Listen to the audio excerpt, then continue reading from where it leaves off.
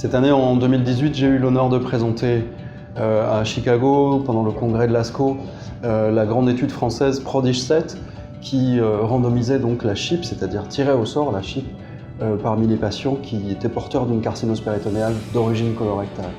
Et les résultats de cette étude que nous avons menée sur 8 ans montrent que finalement la chimiothérapie intrapéritonéale n'est pas si importante que ça dans l'obtention des bons résultats de survie.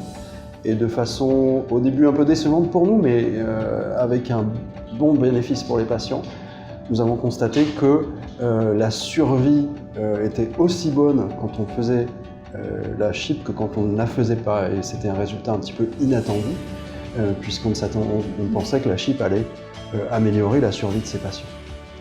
Donc en fait, quand on fait moins, on fait aussi bien dans cette étude. Et c'est très important de pouvoir proposer aux futurs patients en fait, une chirurgie qui donne les meilleurs résultats dans les mains des meilleurs spécialistes, mais sans forcément ajouter la chimio-hyperthermie qui peut éventuellement être source de complications supplémentaires.